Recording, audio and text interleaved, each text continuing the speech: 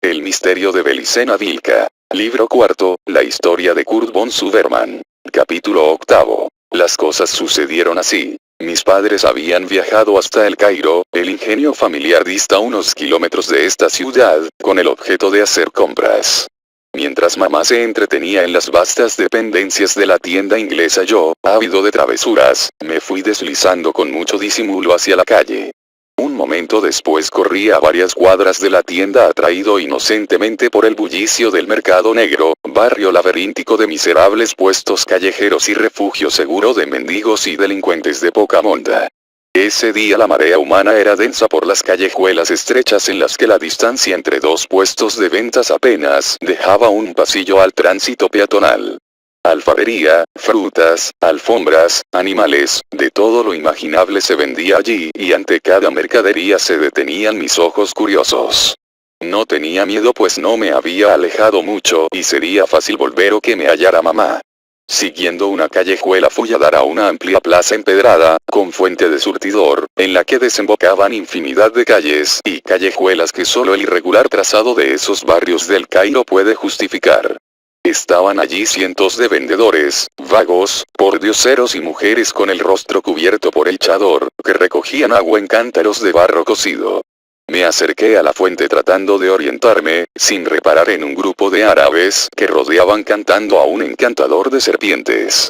Este espectáculo es muy común en Egipto, por lo que no me hubiera llamado la atención, a no ser por el hecho inusual de que al verme, los árabes fueron bajando el tono del canto hasta callar por completo. Al principio no me percaté de esto pues el encantador continuaba tocando la flauta en tanto los ojos verdes de la cobra, hipnotizada por la música, parecían mirarme solo a mí. De pronto el flautista se sumó también al grupo de silenciosos árabes y yo, comprendiendo que algo anormal ocurría, uno tras otro daba prudentes pasos atrás. El hechizo se rompió cuando uno de ellos, dando un alarido espantoso, gritó en árabe, el signo. Mientras me señalaba torpemente. Fue como una señal. Todos a la vez gritaban exaltados y corrían hacia mí con la descubierta intención de capturarme. Se produjo un terrible revuelo pues siendo yo un niño, corría entre la muchedumbre con mayor velocidad, en tanto que mis perseguidores se veían entorpecidos por diversos obstáculos, los que eliminaban por el expeditivo sistema de arrojar al suelo cuanto se les cruzara en sus caminos. Por suerte era grande el gentío y muchos testigos del episodio pudieron informar luego a la policía. La persecución no duró mucho pues el fanatismo frenético que animaba a aquellos hombres multiplicaba sus fuerzas, en tanto que las mías se consumían rápidamente. Inicialmente tomé por una calle pletórica de mercaderes, escapando en sentido contrario al empleado para llegar a la plaza, pero a las pocas cuadras, intentando esquivar una multitud de vendedores y clientes, me introduje en un callejón. Este no era recto, sino que seguía estrechándose cada vez más, hasta convertirse en un camino de 1 metro de ancho entre las paredes de dos barrios que habían avanzado desde direcciones distintas, sin respetar la calle. A medida que corría, el callejón parecía más limpio de obstáculos y, por consiguiente, mis perseguidores ganaron terreno, hasta que una piedra saliente del desparrejo suelo me hizo rodar derrotado. E inmediatamente fui rodeado por los excitados árabes que no tardaron un instante en envolverme con una de sus capas y cargarme aprisionado entre poderosos brazos. La impresión fue grande y desagradable y, por más que gritaba y lloraba, nada parecía afectar a mis captores que corrían ahora, más rápido que antes. Un rato después llegamos a destino. Aunque yo no podía ver, entendía perfectamente el árabe y comprendí entonces que los fanáticos llamaban a grandes voces a alguien a quien denominaban maestro Naceno. Al fin me liberaron del envoltorio encapuchón que me cegaba, depositándome sobre un suave almohadón de seda, de regular tamaño. Cuando acostumbré la vista a la penumbra del lugar, comprobé que estaba en una amplia estancia, tenuemente iluminada con lámparas de aceite. El piso, cubierto de ricas alfombras y almohadones, contaba con la presencia de una docena de hombres arrodillados, con la frente en el suelo, los que de tanto en tanto levantaban la vista hacia mí y luego, juntando las manos sobre sus cabezas, elevaban sus ojos extraviados hacia el cielo clamando Opis. Opis. Por supuesto que todo esto me atemorizó pues, aunque no había sufrido daño, el recuerdo de mis padres, y el hecho de estar prisionero, me producían una gran congoja. Sentado en el almohadón, rodeado de tantos hombres, era imposible pensar en fugar y esta certeza me arrancaba dolorosos sollozos. De pronto, una voz bondadosa brotó a mis espaldas, trayendo momentánea esperanza y consuelo a mis sufrimientos. Me di vuelta y vi que un anciano de barba blanca, tocado con turbante, se llegaba hacia mí. No temas, hijo, dijo en árabe el anciano a quien llamaban Naceno. Nadie te hará daño aquí. Tú eres un enviado del dios serpiente, Opis Lucifer a quien nosotros servimos. Lo prueba el signo que traes marcado para su gloria. Me indicó en gesto afectuoso que permitiera ser tomado en brazos por él, para poder así enseñarme la imagen de Dios. Realmente estaba necesitando un trato afectuoso pues aquellos fanáticos no reparaban en que yo era un niño. Abracé al anciano y este echó a andar hasta un extremo de la sala, que resultó ser un sótano, a donde se elevaba una columna en cuyo pedestal brillaba una pequeña escultura de piedra muy pulida. Tenía la forma de una cobra alzada sobre sí misma con ojos refulgentes, debido quizá a la incrustación de piedras de un verde más intenso. La imagen me fascinó y la hubiese tocado si el anciano no retrocede a tiempo. ¿Te ha gustado la imagen de Dios, pequeño enviado?, dijo el maestro. Sí, respondí sin saber por qué. Tú tienes derecho a poseer la joya de la orden. Continuó el maestro mientras hurgaba en una bolsita de fino cuero que llevaba colgada al cuello. Aquí está, exclamó el maestro Naceno, es la imagen consagrada del dios serpiente. Para obtenerla los hombres pasan duras pruebas que a veces les llevan toda la vida. Tú en cambio no necesitas pasar ninguna prueba porque eres portador del signo. Con un afilado puñal que extrajo del cinto, cortó un cordón verde de un manojo que colgaba en la pared y, ensartando la réplica de plata en un lazo, la colocó en mi cuello. A continuación me miró a los ojos, de una forma tan intensa que no he podido olvidarlo nunca. Tampoco olvidé sus palabras, las que pronunció con voz muy fuerte, ritualmente. Me tenía agarrado con su brazo izquierdo y me elevaba para que fuese visto por todos, mientras con el índice de la mano derecha señalaba al dios serpiente. Dijo esto. Iniciados de la serpiente liberadora. Seguidores de la serpiente de luz increada. Adoradores de la serpiente vengadora. He aquí al portador del signo del origen. Al que puede comprender con su signo a la serpiente. Al que puede obtener la más alta sabiduría que les dado conocer al hombre de Varo. En el interior de este niño divino, en el seno del Espíritu Eterno, está presente la señal del enemigo del Creador y de la creación, el símbolo del origen de nuestro Dios y de todos los espíritus prisioneros de la materia. Y ese símbolo del origen se ha manifestado en el signo que nosotros, y nadie más, hemos sido capaces de ver. Niño divino, él podrá comprender a la serpiente desde adentro. Pero nosotros, gracias a él, a su signo liberador, la hemos comprendido afuera, y ya nada podrá detenernos. Sí, ya podemos partir. Gritaban a coro los desenfrenados iniciados ofitas. Pasaron los minutos y todo se fue calmando en el refugio de la orden ofita. Los árabes estaban entregados a alguna clase de preparativo, y yo, entusiasmado con el serpentino obsequio y tranquilizado por el buen trato del maestro Naceno, no desconfié cuando éste me acercó un vaso de refrescante menta. Pocos minutos después caía presa de profundo sopor, seguramente a causa de un narcótico echado en la bebida. Cuando desperté estaba con mis padres, en el sanatorio británico de El Cairo, junto a un médico, de blanco guardapolvo, que trataba inútilmente de convencerlos de que yo simplemente dormía. Con el paso de los años, fui reconstruyendo las acciones que llevaron a mi liberación. Al parecer el jefe de policía se movió rápidamente, temiendo que el secuestro de un miembro de la rica e influyente familia von Suverman, concluyera con una purga en el departamento de policía cuya cabeza, sería la primera en rodar, era él. Por intermedio de confidentes, mendigos, vagos o simples testigos, se enteraron sin lugar a dudas que los autores del secuestro eran los fanáticos miembros de la milenaria orden gnóstica ofita, considerados como inofensivos e incluso muy sabios. Esto desconcertó en un comienzo a los policías, que no alcanzaban a vislumbrar el móvil del secuestro pero, siguiendo algunas pistas, llegaron a la casa del maestro Naceno. Los árabes, en la euforia por transportarme hasta allí, se habían comportado imprudentemente, penetrando todos juntos en medio de gritos y exclamaciones. Un mendigo, testigo presencial de la extraña procesión, tan deseoso de ganar la recompensa que mi familia había ofrecido, como de evitar las porras policiales, dio los datos de la casa donde entraron los raptores. Esta fue rodeada por las autoridades, pero, como nadie respondía a los llamados, se procedió a forzar la puerta, encontrándose con una humilde vivienda, totalmente vacía de gente. Luego de una prolija inspección, se descubrió, disimulada bajo una alfombra, la puerta trampa que conducía, mediante una mohosa escalera de piedra, al soterrado templo del dios serpiente. Un espectáculo macabro sorprendió a los presentes pues, tendido sobre un almohadón de seda, yacía mi cuerpo exánime rodeado de cadáveres con expresión convulsa que, como último gesto, dirigían los rígidos brazos hacia mí. Todos los secuestradores habían muerto con veneno de cobra. El maestro Naceno y el ídolo se habían esfumado.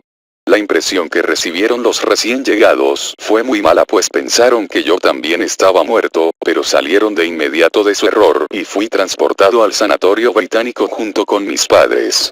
Aún conservaba colgada del cuello la serpiente de plata, siendo esta guardada celosamente por papá, aunque a veces, años después, me la solía mostrar cuando recordábamos aquella aventura. En aquel momento, mientras escuchaba a papá y Rudolpes hablar de los ófitas, todos estos sucesos se agolpaban en mi mente. Me había situado de costado contra la ventana, de manera que solo podía verlos de reojo conversar, pero la voz llegaba nítida a mis oídos. Esta es la joya de plata, decía papá, con la imagen de Opis Lucifer. La conservé con el cordón original. Toma, ahora deberás guardarla tú. Era una revelación extraordinaria, no pude evitar volverme un poco para ver mejor, pues papá nunca dio importancia al pequeño ídolo y yo, que no comprendía su significado, tampoco. Incluso hacía años que se había borrado de mi mente. Y resultaba allí que papá había simulado y restado importancia al asunto, pero en realidad atribuía cierto valor desconocido al ídolo de plata. Y lo más extraño era que lo hubiese traído oculto a Alemania, ofreciéndoselo en custodia a Rudolpes. Esto para mí no tenía sentido. Por otra parte hablaban del signo como los árabes, ¿qué signo? Años después del secuestro, todavía me miraba en el espejo, buscando al bendito signo que había llevado a aquellos desgraciados a la muerte. Y jamás hallé nada anormal. Tampoco sospeché que papá creyera en la existencia de aquella señal, o estigma. En mi cabeza un torbellino de ideas giraban desordenadas, mientras distraídamente veía a Rudolpes examinar la serpiente de plata. De pronto, introduciendo la mano por el escote del rompevientos, extrajo un cordón que le rodeaba el cuello. Colgando del mismo había una serpiente de plata, exactamente igual a la mía. Rudolpes las había reunido en su mano para la contemplación de mi padre y, luego de unos minutos, se colocó la suya y guardó la otra en el bolsillo. Instantes después ambos ingresaban al cálido living room, sin hacer mención del tema de su conversación precedente. Esta actitud reservada me convenció de la inconveniencia de abordar de algún modo el asunto, pues delataría el censurable espionaje cometido. No lo pensé mucho. Callaría hasta tanto no se me hablara directamente, pero me prometí hacer lo imposible para obtener información sobre el misterioso signo. Eran las 2 de la mañana y tío Kurt se paró con intención de marcharse a su habitación. No le reprochaba esa actitud pues había estado hablando varias horas, pero el relato despertó inquietudes e interrogantes en mi espíritu, tornándome impaciente y desconsiderado. Tío Kurt, dije, es tarde, lo sé y sé también que mañana podremos continuar la charla, pero de veras necesito que respondas a 2 preguntas antes de irte. Ja, ja, ja, ja, rió con su terrible carcajada, eres igual que yo a tu edad. Necesitas obtener respuestas para poder vivir. Es como una sed. Te comprendo, Nefe, ¿qué quieres saber? Solo 2 cosas, dije. Primero, ¿hay posibilidad que ese signo que los árabes veían en ti, sea igual al que Belicena Vilca vio en mí? Sin ninguna duda, Nefe, respondió. El signo significa muchas cosas, pero también es una sanguine signum, marca de sangre en alemán, y ambos tenemos la misma sangre. La sangre no es factor determinante para la aparición del signo, pero sí es condición de calidad. Si aparece un signo en miembros de nuestra familia es el mismo signo. Yo había ignorado hasta hoy que hubiese otro von Suberman vivo con dicha marca. Papá, con quien hablé finalmente sobre ello, me contó que según una tradición familiar, un antepasado nuestro demostró a sus contemporáneos mediante ciertas señales, ser un elegido del cielo, en virtud de lo cual el rey Alberto II de Austria le otorgó el título de barón en el siglo XV. A partir de esa época, se registraron los anales familiares, siendo todo lo anterior oscuro y desconocido. En los siglos posteriores, la familia siempre se dedicó a la producción de azúcar, como dice Belicena Vilca en su carta, y se mantuvo atenta a la aparición de descendientes con aptitudes especiales. De hecho, hubo varios integrantes de la estirpe que demostraron poseer dones sobrenaturales, pero nadie logró resolver el enigma familiar. Solamente las últimas generaciones de la rama egipcia pudieron acercarse a la solución del misterio, al descubrir la existencia de una marca o signo de aparición cíclica entre los miembros de la familia a través de las edades. Pero salvo esta noticia, obtenida gracias a los contactos realizados con ciertos ulemas, sabios del Islam, poco es lo que pudo saberse con más precisión. Para mi desesperación, tío Kurt seguía acercándose a la puerta, con la firme intención de marcharse. Te haré la segunda pregunta, dije. ¿Has podido saber qué es el signo? Tío Kurt hizo un gesto de fastidio. ¿Crees que una respuesta que yo mismo busqué durante años puede resumirse en 2 palabras? Supongo que tu pregunta apunta al símbolo del origen, que es la causa metafísica de nuestro signo. Si es así, solo te diré que todo cuanto pude averiguar al respecto es menos de lo que expone Belicena Vilca en su carta. Coincido plenamente con ella, y de acuerdo a lo que me fue revelado en la Orden Negra SS, que el símbolo del origen está ligado al misterio del encadenamiento espiritual. El símbolo del origen, Nefe, es análogo a un marco carismático. Quien es abarcado por dicho marco, consciente o no, orientado o no hacia él, permanece inevitablemente encadenado a la materia. Quien logra en cambio abarcar al marco, comprenderlo o trascenderlo, logra liberarse del encadenamiento, es libre en el origen. Y quienes procuran mantener al espíritu eterno encadenado bajo tal marco, o símbolo del origen, son los maestros de la Kala Chakra, la fraternidad blanca de Changshambhala.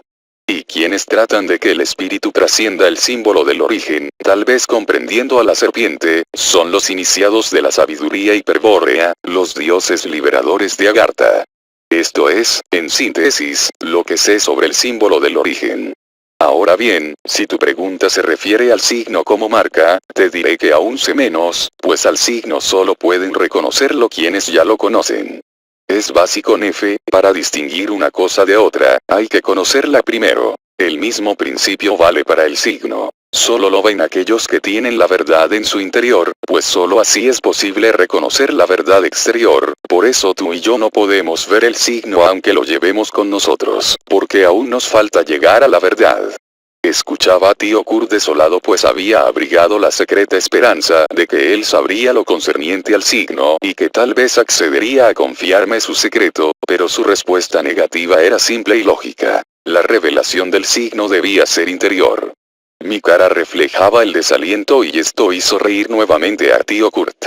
No te preocupes, Nefe, no es tan importante que nosotros veamos el signo, sino que lo reconozcan quienes nos deben ayudar. Y esto siempre ocurre como lo prueba tu propia experiencia. Pero hay algo que quizás compense la curiosidad que sientes. En los años que estuve en el Asia, obtuve una información precisa sobre nuestro signo, su ubicación corporal. ¿Dónde está? Pregunté sin disimular la impaciencia. En un lugar curioso, Nefe, respondió con evidente regocijo, en las orejas. Miró el reloj y sin esperar respuesta dijo, hasta mañana, Nefe Arturo, y salió. En un primer momento pensé que tío Kurt se burlaba de mí, pero luego fui hasta el baño, al espejo, a mirarme las orejas. No había nada anormal en ellas, pequeñas, sin lóbulo, pegadas a la cabeza, eran, eso sí, iguales a las de tío Kurt. Definitivamente yo no era capaz de ver el famoso signo, y me fui a dormir.